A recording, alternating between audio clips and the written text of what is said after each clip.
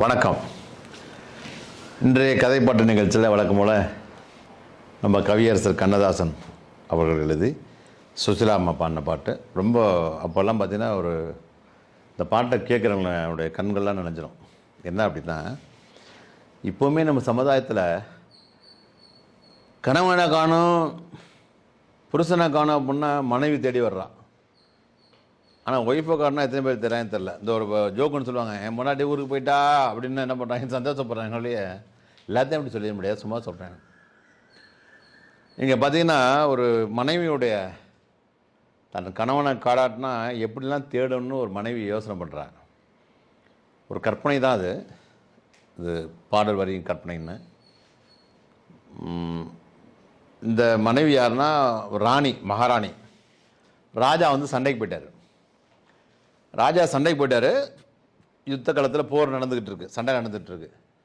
Daily என்ன பண்ணுறாங்கனாக்கா, அந்த பார்த்திங்கன்னா இராணுவத்தை வந்து ரெண்டு விதமான இது இருக்கும், ஃபைட்டிங் ட்ரூப்ஸ் அண்ட் சப்போர்ட்டிங் ட்ரூப்ஸுமாங்க. அதாவது சண்டை போடுறவங்க, அவங்களுக்கு சப்போர்ட் பண்ணுறவங்க அப்படி ரெண்டு இருக்கும். யார் சப்போர்ட் பண்ணுவா? இந்த என்ஜினியர்ஸு, டாக்டர்ஸு இவங்களாம் இருக்காங்க இல்லையா, அவங்களாம் பண்ணால் பின்னாடி சப்போர்ட் பண்ணாங்க. அந்த ஃபுட்டு கொடுக்குறவங்க, மருந்து கொடுக்குறவங்களாம் இருக்குது. ஒரு 5 பேர் இருக்குன்னு வச்சுங்களேன். அதாவது கல்வி சொல்லித்தரவங்க, பராமரிக்கிறவங்க, உணவு சப்ளை பண்ணுறவங்க, மருத்துவர்கள், ப்ளஸ் ஆசிரியர்கள், இப்படி குரூப் இருக்கும். Army education corps, army supply corps, army medical corps, இதெல்லாம் என்ன பண்ணுவாங்க, பின்னாடி வந்து சப்போர்ட் பண்ணுவாங்க. இவங்க ஸ்ட்ரைட்டாக சண்டைக்கு போக மாட்டாங்க. சண்டை போடுவாங்க, போய் சண்டை போட்டுகிட்டே இருப்பாங்க. திடீர்னு கன் ஒர்க் ஆகலைன்னா என்ன பண்ணுவாங்க, பின்னாடி இருக்கவங்கள்ட்ட கன்னை கொடுத்துட்டு வேறு கன் எடுத்து போய் சண்டை போடுவாங்க. அதுக்குள்ளே என்ன பண்ணுவாங்க, இந்த கன்னை ஆன் த ஸ்பாட்லேயே சர்வீஸ் பண்ணி மெயின்டெனன்ஸ் என்ன பண்ணுவாங்க, கண்ணை சரி பண்ணி கொடுத்துருவாங்க. சப்போஸ் சண்டை போட அடிபட்டுருதுன்னு, புல்லட் போட்டுச்சுன்னு வச்சுங்களேன், உடனே கொண்டு வந்து பக்கத்தில் உள்ள மெடிக்கல் ட்ரீட்மெண்ட் கொடுத்து, ஃபஸ்ட் எய்ட் கொடுத்து, முடிஞ்சால் சின்னதான ட்ரீட்மெண்ட் கொடுப்பாங்க. பெரிய காரணம் பக்கத்தில் நியரஸ்ட் ஹாஸ்பிட்டலுக்கு கொண்டு வந்துடுவாங்க, மிலிட்ரி ஹாஸ்பிட்டலுக்கு. இதுதான் இப்போ பேசிக்கலாகவே இராணுவத்தில் சண்டை போடுறவங்க சப்போர்ட் பண்ணுறவங்க இப்படி தான் இருக்குது. சண்டை போடுறவங்க முன்னாடி நின்று சண்டை போடுவாங்க, அவங்களுக்கு தேவையான பொருட்களை பின்னாடி இருந்து கொடுத்துட்டு இருப்பாங்க.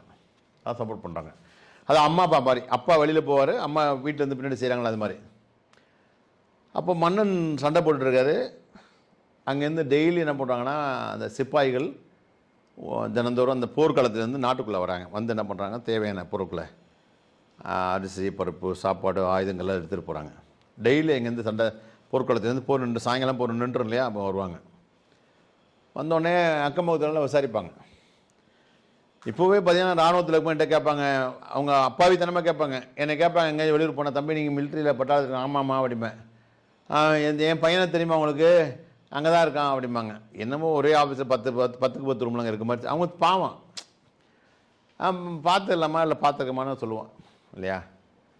அதுபோல் என்ன போடுறாங்கனாக்கா, இந்த அங்கேருந்து போர்க்களத்துலேருந்து சாயங்காலம் போர் நின்ற பிறகு இரவில் போர் நின்றுடும்.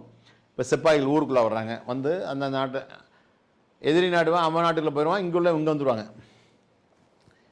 இங்கே வந்து என்ன பண்ணுறாங்கன்னா, உள்ளே வந்து தேவையான பொருட்கள் எடுக்க வருவாங்க. அப்படி எடுக்க வரும்போது அக்கம் பக்கத்தில் உள்ள சிப்பாய் இருப்பாங்களா, அவங்க மனைவி கேட்பாங்கள்ல, எங்கள் வீட்டுக்காரர் எப்படி இருக்கார்? நல்லா இருக்காரு, நான் கேட்டேன்னு சொல்லுங்கள், இதை கொண்டே அவர்கிட்ட கொடுத்துருங்க, ரைட்டு. இப்படி விசாரிப்பாங்க இல்லையா. அதுபோல் இந்த சிப்பாய் ஒருத்தர் மனைவியெல்லாம் விசாரிச்சுக்கிறாங்க. அங்கேருந்து எடுக்க வர சிப்பாய்கிட்ட, என் வீட்டுக்காரர் எப்படி இருக்காரு, உன் வீட்டுக்காரர் எப்படி இருக்காருன்னு கேட்டுக்கிறாங்க. அவங்களும் சொல்கிறாங்க. அது மாதிரி அங்கே போய் பதிலையும் சொல்லிடுறாங்க. பதிலை சொன்ன பிறகு அங்கேருந்து எதாவது எவ்வளோ கொடுப்பாங்க, ஒன்றாவது லெட்டர் கொடுப்பாங்க, இங்கே கொடுப்பாங்கன்னு வச்சுக்கலாம். தகவல் சொல்லி அனுப்புவாங்க, செய்தி சொல்லி அனுப்புவாங்க. அப்புறம் மறுநாள் சொல்லுவாங்க, நம்ம உங்கள் வீட்டுக்கார்ட்ட சொல்லிட்டோமா, அவரும் வந்துடுவாரம்மா, ஒன்றும் பிரச்சனைம்மா, நல்லா இருக்கானம்மா, சொல்ல சொன்னாரம்மா அப்படிம்பாங்க. ஆனால் என்ன அப்படின்னா, எல்லோரும் வர்றாங்க, சொல்கிறாங்க. இந்த ராணிக்கு சொல்கிறதுக்கு யாரையும் காணும் இல்லையா. யார் வந்து ராணிகிட்ட வந்து சொல்லுவா. அப்போ அந்த ராணி வருத்தப்படுறா. அப்போ சிப்பாயாக இருந்தால் கூட வந்து கேட்டுக்கலாம் போல இருக்கு, என் வீட்டுக்காரர் எங்கே இருக்காருன்னு. ஆனால் என்னுடைய கணவன் வந்து நாட்டுக்கே ராஜா. ஆனால் ராஜாவை தான் முன்னில், ஏன்னா அவர் வர முடியாது, இவங்கள மாதிரி நாட்டுக்குள்ளே போயிட்டு வர முடியாது. சண்டை முடிஞ்சு ஜெயிச்சாதான் வரணும். அப்படி இருக்கும்போது ரொம்ப வருத்தப்படுறேன். என் புருஷன் எப்படி இருக்காருன்னா யார்கிட்ட கேட்குறது இல்லை, கேட்குறா. இப்போ மன்னனை பார்த்தியா, மன்னன் எங்கே இருப்பார், மெயினில் அவர் தான் ஃபஸ்ட் அனுப்பார். மன்னன் வந்து உள்ள போர் புரிய இடத்துல நிற்கிறாரு. பார்த்தீங்களா? நான் பார்க்கல, சும்மா தான் சொல்கிறேன். அப்படியா, சரிட்டு. வேறு யாரும் இருந்தால் திருப்பி கேட்குறப்பா, நீங்கள் ராஜாவை பார்த்தியா, மன்னனை பார்த்தியா? இல்லை பார்க்கல மகாராணி. இப்படியே கேட்டு மன்னனை யாராச்சும் ஒருத்தன் பார்த்தேன்னு சொல்லுவான்.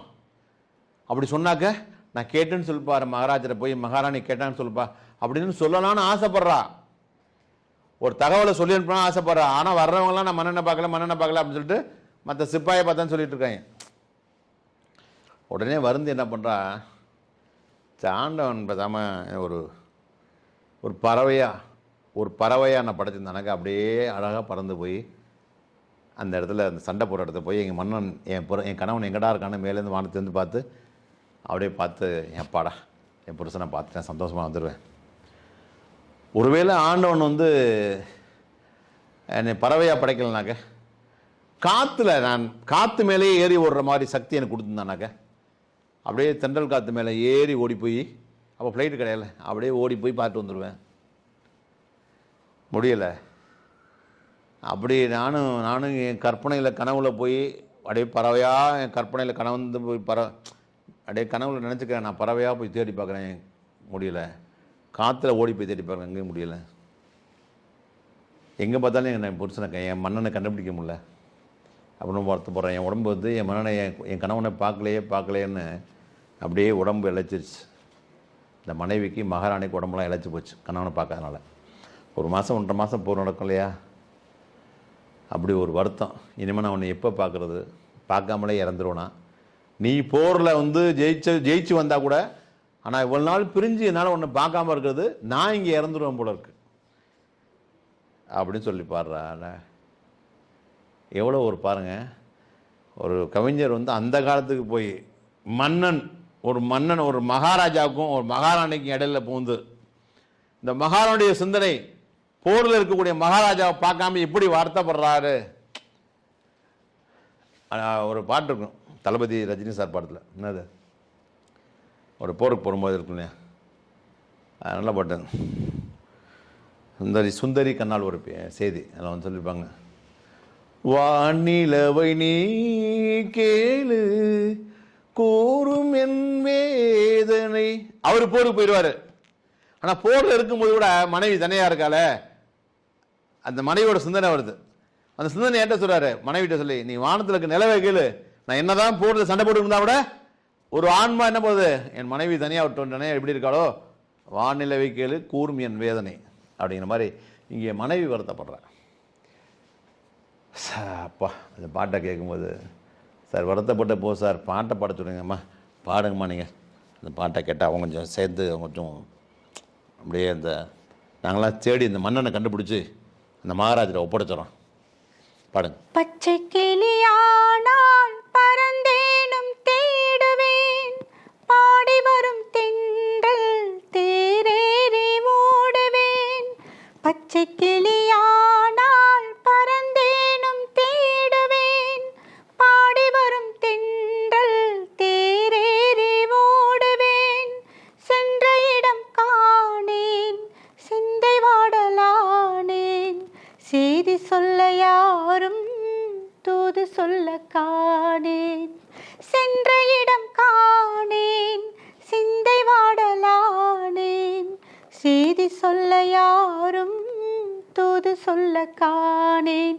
கண்கள் இரண்டும் என்று உம்மை கண்டு பேசுமோ, காலம் இனிமேல் நம்மை ஒன்றாய் கொண்டு சேர்க்குமோ. கண்கள் இரண்டும் என்று உம்மை கண்டு பேசுமோ. சிறப்பு. நம்மளே பாடி தேடி போல இருக்கும். எப்படி இருக்கான் பாருங்க, எவ்வளோ ஒரு பச்சை கிளி ஆனால் பறந்தே நான் தேடுவேன், பாடி வரும் தென்றல் மீதேறி ஓடுவேன், சென்ற இடம் காணேன், போய் பார்த்தாலும் காணோம், எங்கே பார்த்தாலும் சிந்தை வாடலானே, உடம்பெல்லாம் இழைச்சி போச்சு, செய்தி சொல்ல யாரும் தூது சொல்ல காணேன். யார்ட்டாச்சும் செய்தி சொல்லி அனுப்பலான்னு பார்த்தா அவர் யாருமே யாரை பார்த்தாலும் மன்னனை பார்க்கலன்றாங்க. என் கண்ணு இருமை என்னைக்கு உடனே பார்த்து பேசுறது, கண்கள் இரண்டும் என்று உம்மை கண்டு பேசுமோ, காலம் இனிமேல் நம்மை ஒன்றாய் கொண்டு இந்த காலம் நம்ம திரும்ப மீண்டும் நேருக்கு நேராக பார்க்கக்கூடிய காலம் எப்போ வருமோ கடவுளே அப்படின்னு வேண்டாங்க. இதே போல் தான் அன்றைக்கி மனைவிமாரில் பிரிஞ்சு துபாயிலையும் குவைத்திலையும் ஓமன்லையும் சிங்கப்பூர்லையும் பல வெளிநாடுகளில் தன் குடும்பத்திற்காக இருக்கக்கூடிய கணவன்கள்லாம் அவன் மனைவிமாரெலாம் அன்றைக்கி போர், இன்றைக்கி பொருளாதாரங்கிற வார், அவ்வளோதான் இல்லையா. போயிருக்கவங்க, இராணுவத்தில் போயிருக்கவங்க, இவங்கெல்லாம் வந்து கடவுள் வந்து இதுலேருந்து சீக்கிரம் மீண்டு வந்து சம்பாதிக்கிறதுக்கு வெளிநாடு போயிருக்காங்களா அவங்களாம் சீக்கிரமாக சம்பாதிச்சு வந்து குடும்பத்தோடு இருக்கணும்.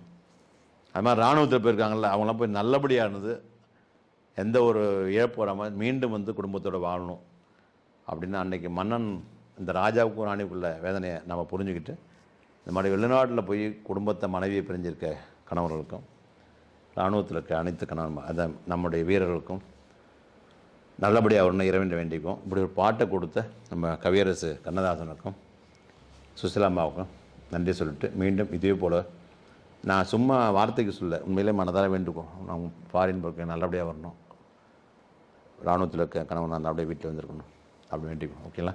நம்மளுடைய வேண்டுதல் தான் அவங்களுடைய ஆரோக்கியத்துக்கும் அவங்களுடைய பாதுகாப்பு நல்லாயிருக்கும். மீண்டும் இதே ஒரு பாடலில் சந்திப்போம்.